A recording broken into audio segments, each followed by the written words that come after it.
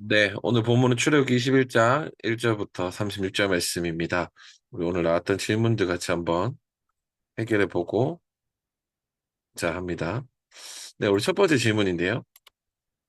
6절에 보면요. 우리 왜 귀를 문이나 문설주에 대고 송곳으로 뚫으라고 했을까요? 라고 이제 질문을 주셨습니다. 그래서 본문 내용 같이 한번 읽어보면 좀 도움이 될 것 같아요. 그래서 제가 화면에 공개 드릴게요. 네, 6절이죠. 6절입니다. 6절. 네, 주인은 그를 하나님 앞으로 데리고 가서 그의 귀를 문이나 문설주에 대고 송곳으로 뚫는다. 그러면 그는 영원히 주인의 종이 된다. 라고 되어 있습니다. 그죠? 그러니까 이제 종이 자유를 얻을 수 있는 기회가 있었는데도 불구하고 나는 계속해서 종으로 살겠습니다. 라고 이야기할 경우를 이야기합니다. 그죠? 네, 그럴 때, 왜 문이나 문설주에 대고 송곳을 뚫었을까라는 질문인데요. 먼저는, 문설주라는 곳은 이스라엘 역사에 있어서 매우 중요한 종교적인 의미를 지니는 장소죠. 우리가 출애굽기 6월절 나오기 직전 밤에도 문설주에 이제 어린 양의 피를 발라서 죽음의 재앙을 면하기도 했고요. 그죠? 그리고 또 이제 성경 문학적으로 봤을 때 문이라는 곳은 집안 전체를 대표하는 장소였어요. 그리고 어떤 법적인 판결을 내리는 장소, 그리고 하나님과 대화를 나누는 장소가 바로 문이나 문설주였습니다. 이게 종에 대한 어떤 결정을 확실하게 하고자 하기 위해서는 문이랑 문설주라는 곳이 적절한 장소였다는 거죠. 그렇다면 왜 귀를 송곳으로 뚫었을까요? 라는 건데요. 이것은 그의 자유로워질 수 있는 권리를 이제 포기하는 것을 의미합니다. 그러니까 이제 귀라는 것이 자유롭게 듣는 것이잖아요. 근데 그것의 완전성을 이제 포기하는 것. 그러니까 이제 자유를 그런 포기하는 행동이 귀를 뚫는다라는 거고, 또 한 가지는 이제 이 집안에 소속되어 있다라는 것. 의 의미가 귀를 뚫는다라는 의미입니다.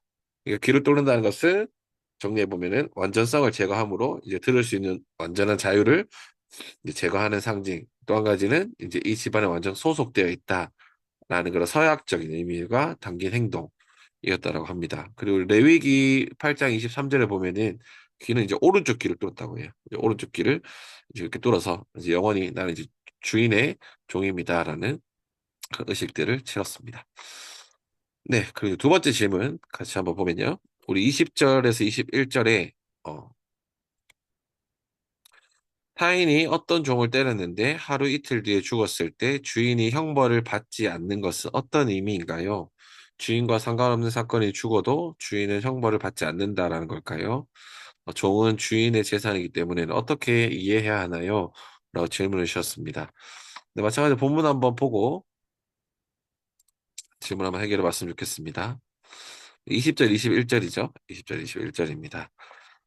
네, 한번 읽어보면요. 어떤 사람이 자기의 남종이나 여종을 몽둥이로 때렸는데 그 종이 그 자리에서 죽으면 그는 반드시 형벌을 받아야 한다. 그러나 그들이 하루나 이틀을 더 살면 주인은 형벌을 받지 않는다. 종은 주인의 재산이기 때문이다. 라고 되어 있습니다. 그죠? 먼저는 이 본문은 이제, 폭력에 관련된 이제 법규를 이야기하는 그런 단락에 포함되어 있는 본문인데요. 특별히 주인 또는 어떤 사람이 자기의 남종과 여종을 때려서 죽인다. 음, 라는 건데, 그죠? 첫 번째, 우리 그 당시 문화를 먼저 이해할 필요가 있습니다. 그 당시에는, 그죠? 예전에 이 고대 사회에서는 첫 번째, 종은 주인에게 완전히 소속된 존재였어요. 그리고 종의 생명조차도 주인이 마음대로 할 수 있었어요. 그러니까 뭐죠? 종이 그를 죽이더라도, 그건 크게 상관없다는 거죠. 왜냐하면 주인의 것이었기 때문에. 그런데 20절을 봤을 때는 반드시 형벌을 받아야 된다라고 얘기했잖아요. 이것은 뭐냐면은 이제 하나님의 율법은 그것을 뛰어넘는다는 거죠. 비록 종의 목숨이지만 그가 몽둥이에 맞아서 바로 죽는다면 거기에 대해서는 형벌을 반드시 받아야 된다라고 이야기하고 있고요. 21절을 보면요. 그러나라고 되어 있죠. 그러나 그들이 하루나 이틀을 더 살면, 그러니까 앞에 반드시 형벌을 받아야 된다라고 했는데 그것과 이제 반대되는 거죠. 주인은 형벌을 받지 않는다라고 되어 있어요. 왜냐하면 종은 주인의 재산이기 때문이다라고 되어 있죠. 그러니까 이것은 어떤 의미로 해석돼야 되냐, 어떻게 이해해야 되냐면은 비록 몽둥이로 때렸지만 그 주인이 종을 죽이려는 이제 고의성은 없었다라고 봐야 된다라고. 고의성은 없다라고 봐야 된다는 거죠. 그러니까 이제 직접적으로 이 사람이 맞아서 죽긴 했지만 종이 죽이려는 의사가 없었다라고 해서 그 형벌을 받지 않는 거죠. 그리고 이제 앞에서 얘기했던 것처럼 그 당시에 통상적인 관념을 받아들이는 거죠. 종은 주인의 재산이기 때문이다. 라는 거. 그러니까 주인이 이미 그런 종이라는 비싼 값을 주고 산 종에 대해서 이제 손해를 입게 됐잖아요. 그렇기 때문에 더 이상 이제 주인에게 이제 형벌을 이제 가하지 않는다라는 거죠. 그러니까 이것은 어떻게 이해해야 하냐면은 그 당시에 그런 노예제도, 이제 종과 주인의 관계를 생각하고 해석을 해야 되는 본문이에요. 그래서 네, 그 하나님의 그런 율법은 그런 가난한 자들, 특별히 오늘 본문에 종에 대한 내용을 시작하잖아요.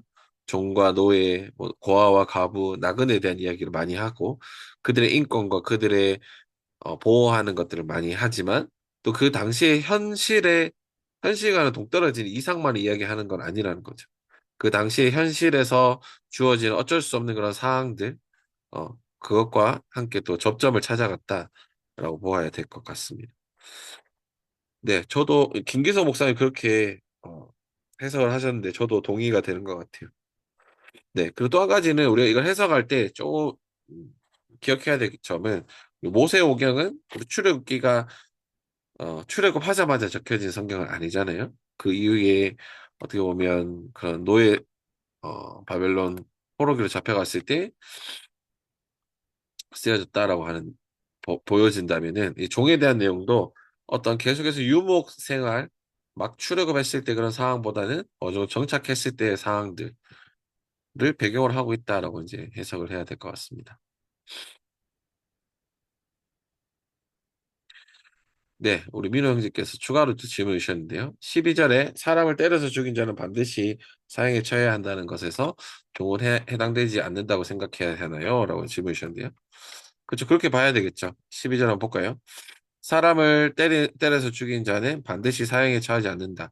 이것이 이제 기본적인 그런 생명을 살인하는 그런 자에게 주어지는 형벌이었고요. 그렇지만 예외 규정이 있죠. 바로 그 다음 예외 규정이 나오죠. 13절에 보면. 그가 일부러 죽인 것이 아니고 실수로 죽였다면 내가 너희에게 정하여 준 것으로 피신할 수 있다. 우리 도피성이 나오잖아요. 도피성. 나중에 도피성을 따로 이제 주잖아요. 네. 그런 예외 규정이 있다라는 것으로 봐야겠죠. 네. 사람 때려서 죽인 자는 기본적으로는 이제 사형에 처한다라고 했지만 종이라면 좀 다른 잣대가 필요하다는 거죠. 만일에 매로 때려서 그 자리에 바로 죽었다라는 것은 이거는 때려서 죽이려는 의도가 있었다라는 것으로 생각이 되어지고 형벌이 쳐야 된다. 하지만 하루 이틀 살아 있다가 죽으면은 거기에 대해서는 이제 형벌을 묻지 않는다라고 봐야겠죠. 이게 참 해석하기가 쉽진 않은 본문인 것 같아요. 그죠? 우리는 이제 노예제도가 없는 곳에서 살고 있고 또 이 고대 사회 인권을 생각했을 때 그죠? 지금보다 훨씬 참 특별히 노예 같은 경우에는 인간 취급 안 했겠죠. 죽어도 뭐 어쩔 수 없다 이런 존재로 생각했겠죠. 그 물건으로 생각했잖아요. 어떤 사람, 뭐 하나님의 형상을 입고 태어난 사람이다 라는 게 아니라 그냥 물건으로 얼마든지 사고 팔 수 있는 존재로 생각했던 시대였기 때문에 그런 것도 좀 한계가 해석하는 데서 어려움이 있는 것 같아요. 네, 우리 장영 형제께서 2절을 질문해 주셨네요. 너희가 히브리 종을 사면 그는 6해 동안 종살이를 해야 하고 7해가 되면 아무런 몸값을 내지 않고도 자유의 몸이 된다.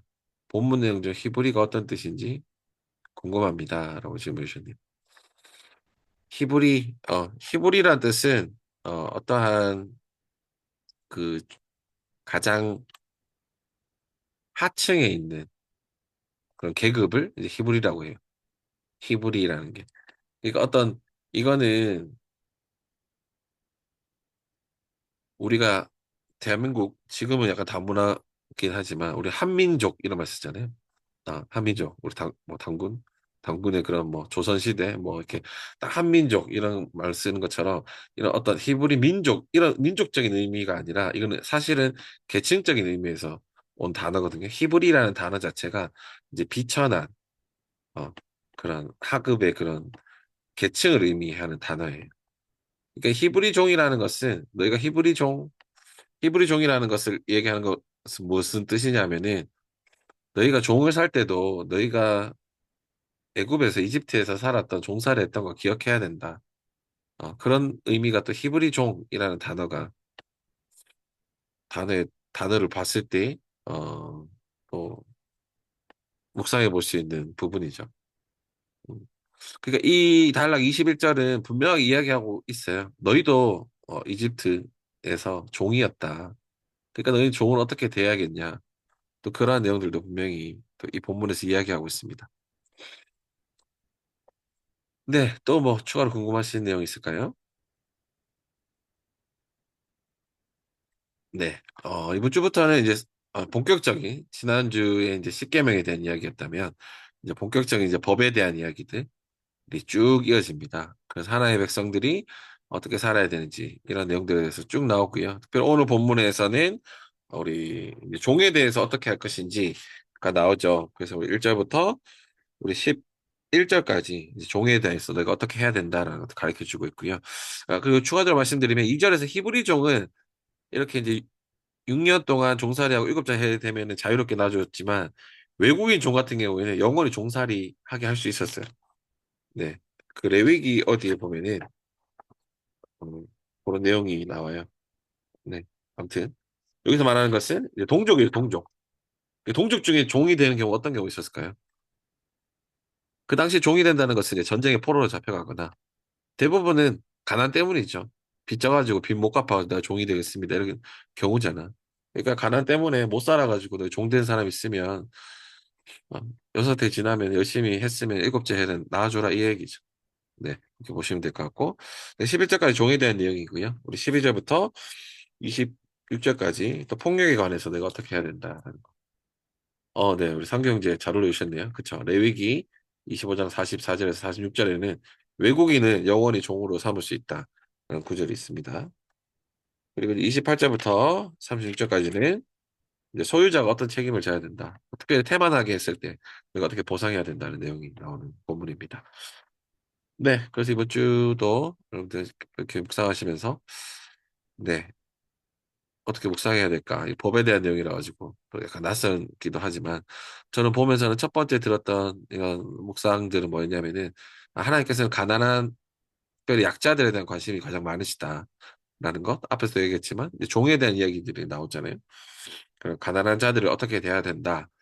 약자들 어떻게 대해야 된다라는 내용들이 이제 관심이 참 있으시구나라는 생각이 들었고요. 또 두 번째는 하나님께서는 참 공동체가 보호되기를 원하셨구나라는 생각이 들었던 것 같아요. 어떻게 보면은 그 폭력에 대한 법들, 특별히 그런 뭐 폭력에 대한 것들 뒷부분에 보면은 뭐 소가 다른 사람 뭐 받아 죽이거나 뭐 이랬을 때 어떻게 보상해야 되나 이런 문제들은 사실 공동체를 또 깨뜨리는 일들이었거든요. 근데 하나님께서는 또 이 공동체가 깨어지는 것들에 대해서 더 공동체를 지키고 싶으셨구나. 또 공동체 안에 그런 갈등들, 어려움들이 없을 순 없지만 또 그것 가운데 또 우리가 어떻게 또 함께 또 잘못했던 것들을 잘못을 인정하고 또 배상해 가고 또 인정해 가고 해야 되는구나. 라는 생각들이 들었던 것 같고 또 이게 뒷부분에는 또 소에 대한 얘기 나오잖아요. 특별히 태만하게 소를 관리하잖아요.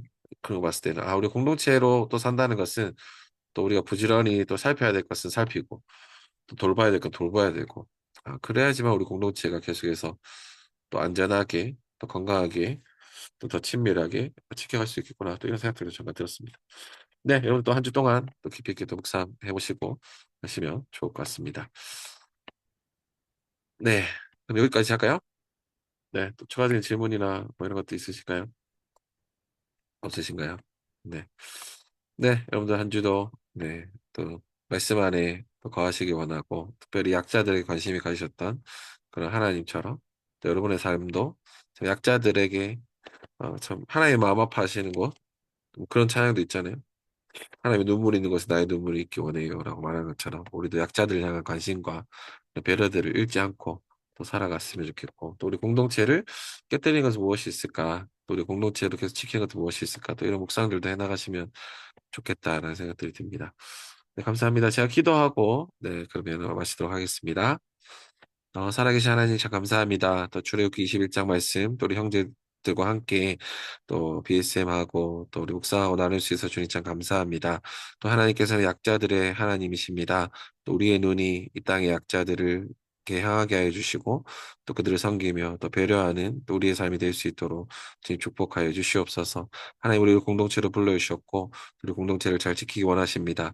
우리 가운데 있는 갈등들 어려움들이 있을 때 또 하나님의 뜻 가운데 또 이겨가고 또 하나님 원하시는 공동체 참 샬롬의 공동체 또 사랑이 더 깊어지는 또 우리 여사산지 또 우리 기쁨의 교회 될 수 있도록 지금 축복하여 주시옵소서. 오늘 함께 또 줌으로 만나 우리 형제들 하나님 축복하여 주시고 또 한 주도 주님의 말씀 가운데 깊이 가하며 또 하나님의 은혜를 맛보는 한 주 될 수 있도록 주님 도와주시옵소서. 감사드리며 이 모든 말씀 예수 그리스도 이름으로 기도드렸습니다. 아멘. 네, 수고하셨습니다. 네, 들어주셔서 감사합니다. 네, 조심 들어가세요. 추운데 감기 조심하시고. 네, 마치겠습니다. 자유롭게 나가시면 됩니다. 네, 현태 고맙습니다. 위로 잘 가시고. 네, 잘 가세요.